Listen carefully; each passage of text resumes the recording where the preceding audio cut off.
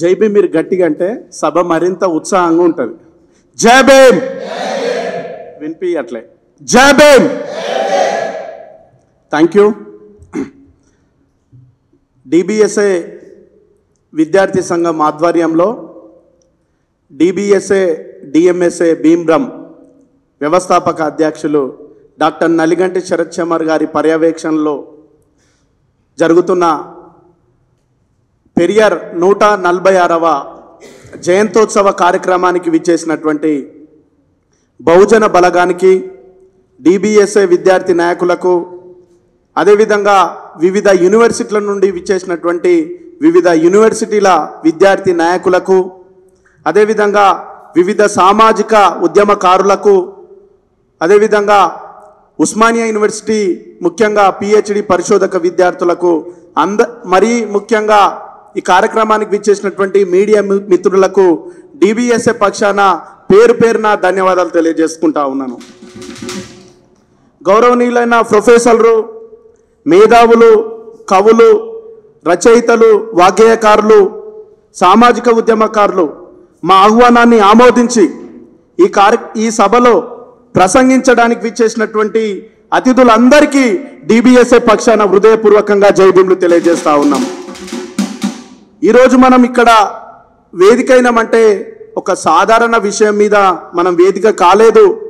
ఈరోజు ద్రావిడ జాతి పిత, ఆత్మగౌరవ స్వాభిమాన పోరాట యోధుడు పెరియార్ 146వ జయంతి కార్యక్రమం సందర్భంగా ఈ సమాజానికి స్ఫూర్తినిచ్చే ఆలోచనలను పంచుకోవడానికి, ఆయన చూపిన దారిలో భావి తరాలను నడిపించడానికి మనందరం ఇక్కడ ఏకమైనమని ఈ సందర్భంగా గుర్తు చేస్తా ఉన్నాము. మన మధ్యలో విచ్చేసినటువంటి గౌరవనీయులు, అతిథులు ఈ కార్యక్రమానికి ప్రత్యేక బలాన్ని తీసుకొస్తారని చెప్పేసి కూడా డిబిఎస్ఏ విద్యార్థి సంఘం పక్షాన వారి మాటలు, వారి ఆలోచనలు మనకు మార్గదర్శకం చేస్తాయని చెప్పేసి కూడా ఈ సభ ద్వారా తెలియజేస్తా ఉన్నాను. ఈ సభ యొక్క ముఖ్య ఉద్దేశం ఏంటి అంటే పెరియార్ గారి ఆశయాలను మరింత బలంగా ఈ సమాజంలో వ్యాప్తి చేయడం కోసం, ఆయన కలలు కన్న సమాజాన్ని, ఆయన కలలు కన్న సమానత్వ సమాజాన్ని నిర్మించడం, విద్యార్థులలో చైతన్యవంతమైన భావాలు నిర్మించడం కోసం ఈ సభ యొక్క ముఖ్య ఉద్దేశం అని ఈ సందర్భంగా తెలియజేసుకుంటా ఉన్నాను. ఒకటి, పెరియార్ స్ఫూర్తిని పునరుద్ధరించడం, అదేవిధంగా కుల నిర్మూలన జరగాలని, సమానత్వంతో కూడిన సమాజం వర్ధిల్లాలని, ఆత్మగౌరవ పోరాటాలు వర్ధిల్లాలని పెరియార్ రామస్వామి నాయకర్ గారు పోరాటం చేస్తే ఆ పోరాట ఆశయాలను నెమరవేసుకోవడం మనం బాధ్యతగా భావించి ఈ కార్యక్రమాన్ని నిర్వహిస్తున్నామని ఈ సందర్భంగా తెలియజేస్తా ఉన్నాను. ప్రజల్లో చైతన్యం కలిగించడం, ఆయన ఆలోచన విధానాన్ని, అణగారిన వర్గాలకు స్వాభిమాన ఉద్యమం ఎలా కలిగింది అనేటటువంటి విషయాల మీద మనం చర్చించుకోబోతా ఉన్నాం. పెరియార్ గారు మూఢనమ్మకాల విషయంలో కావచ్చు, అసమానత్వాలపై కావచ్చు, అన్యాయాలపై కావచ్చు, పెరియార్ గారు చేసిన పోరాటాలను నెమరు వేర్చుకొని మన గుండెల్లో పెరియార్ స్ఫూర్తితో భావి తరాలకు వారి ఆశయాన్ని కొనసాగించేందుకు ఈ సభ ఏర్పాటు చేసుకున్నామని చెప్పేసి కూడా ఈ సందర్భంగా తెలియజేసుకుంటా ఉన్నాను. పెరియార్ గారి ఆలోచనను తెలుసుకొని ఈ సమాజంలో చైతన్యవంతులుగా, అభ్యుదయవాదులుగా, అంబేద్కర్ వాదులుగా, పెరియార్ వాదులుగా మన పెరియార్ గారు ఇచ్చిన స్ఫూర్తిని ఈ సమాజంలో కుల నిర్మూలన జరగాలని, మత నిర్మూలన జరగాలని, మనుషులంతా సమానమే, ఏ వ్యక్తి ఎక్కువ కాదు, ఏ వ్యక్తి తక్కువ కాదు, మనుషులలో కులం అనేటువంటి భావన ఉన్నది, ఆ భావన మనిషి చైతన్యానికి వ్యతిరేకంగా ఉన్నది. కాబట్టి అట్లాంటి చైతన్యవంతమైనటువంటి సమాజాన్ని నిర్మించేందుకు పెరియార్ గారు 94 సంవత్సరాలు జన్మించి సుమారు విదేశీ యాత్రలు చేసి అక్కడున్న సామాజిక, ఆర్థిక, రాజకీయ, సామాజిక అంశాలను, ఆ దేశంలో ఎట్లా ఉన్నది, భారతదేశంలో ఎట్లాంటి పరమైనటువంటి విద్య ఉన్నది, ముఖ్యంగా మహిళలకు హక్కులు కావాలన్నా, మహిళా అభ్యున్నతి కావాలన్నా, అణగారిన వర్గాలకు విద్య కావాలన్నా ఈ దేశంలో దళిత బహుజనుల మీద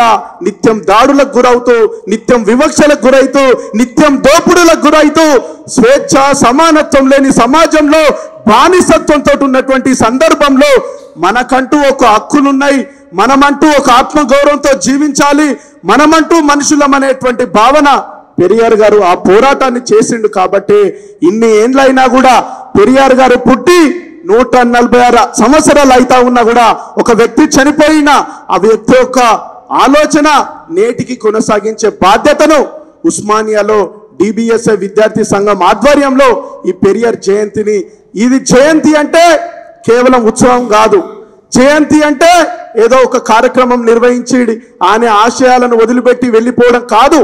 జయంతి అంటే ఒక ఉత్సవం కాదు, ఒక బాధ్యత.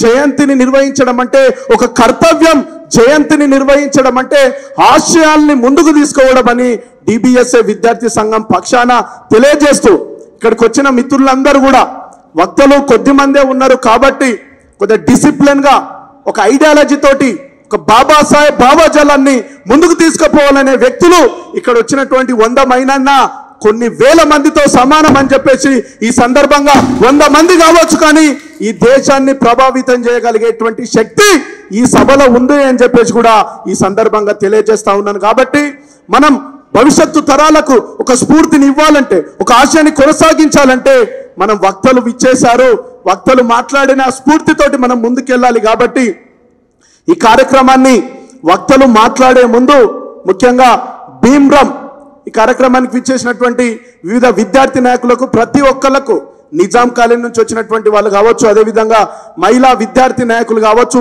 ముఖ్యంగా మా జర్నలిస్టులు మిత్రులు కావచ్చు, ముఖ్యంగా సంతోష్ ఇస్రం, అదేవిధంగా N9 మీడియా రాకేష్ కావచ్చు, మధు గారు కావచ్చు, అదేవిధంగా మన విద్యార్థి నాయకులైనటువంటి మన చెల్లె సుప్రియ కావచ్చు, మన పల్లపు చందు కావచ్చు, గుట్టన్న కావచ్చు, PDSC మిత్రులు సుమంత్ గారు కావచ్చు.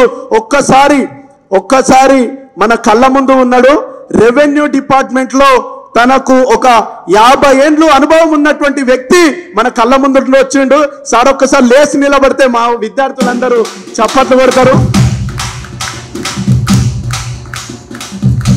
కార్యక్రమానికి థ్యాంక్ యూ సార్.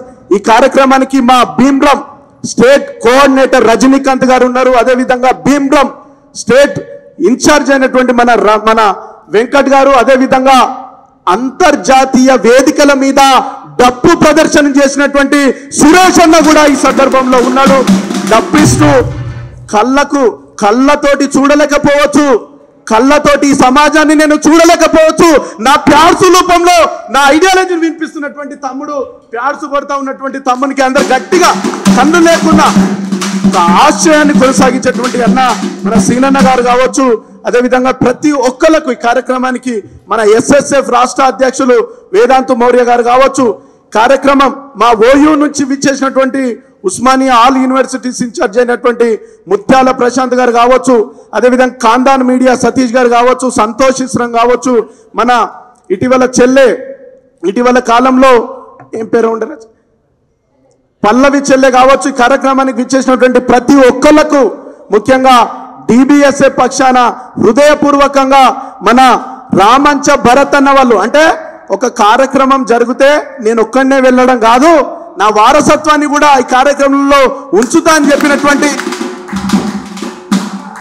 బహుజన భావజాలాన్ని గుండెల్లో నింపుతూ మన ఆశయాల్ని డాక్టర్ బాబాసాహెబ్ అంబేద్కర్ గారు బోధించు, సమీకరించు, పోరాడు, మన చరిత్రను బోధించమన్నాడు, మన సమాజాన్ని సమీకరించమన్నాడు, పోరాడమన్నాడు, మన వర్గాల కోసం, మన హక్కుల కోసం, మన వాళ్ళ విద్య కోసం.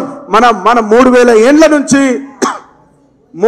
ఏండ్ల నుంచి వివక్షకు ఎదుర్కొన్నటువంటి మనము సాంస్కృతిక పోరాటాల ద్వారా మనకు ఓటు చైతన్యం రావాలి, మన ఓటు మనం వేసుకొని మనం అధికారంలోకి రావాలి అని చెప్పేసి డాక్టర్ బిఆర్ అంబేద్కర్ గారు కానీ, మహాత్మా జ్యోతిబా ఫులే గారు కానీ, పెరియార్ ఈవి రామస్వామి నాయకర్ కానీ, వీళ్ళంతా కూడా భారతదేశంలో ఒక గొప్ప మహత్తరమైనటువంటి సాంస్కృతిక సామాజిక ఉద్యమాలు చేశారు. కాబట్టే ఇంత స్వేచ్ఛగా యూనివర్సిటీల్లో పీజీలు కానీ పిహెచ్డీలు కానీ ఇంత స్వేచ్ఛగా మనం చదువుకుంటున్నామంటే ఆ రోజు ఆ మహనీయులు చేసినటువంటి త్యాగాల పుణ్యమే ఈరోజు ఇంత అద్భుతంగా మనం చదువుకుంటామని చెప్పేసి కూడా ఈ సందర్భంగా తెలియజేస్తూ, మన కొన్ని ఇబ్బందులు ఎదురైతా ఉన్నప్పటికీ కూడా మన కార్యక్రమం సీరియస్గా బయట ఉండేటువంటి విద్యార్థి మిత్రులు లోపలికి రావాలని చెప్పేసి కూడా ప్రధాన వక్తలు ఇచ్చేశారు.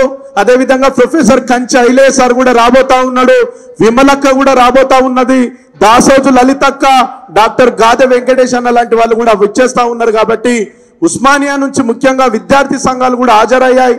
ముఖ్యంగా విద్యార్థి సంఘాల నుంచి కూడా ఏ కార్యక్రమం అయినా కూడా విద్యార్థి సంఘాలు మాట్లాడేటువంటి ఆలోచన ఉంటది.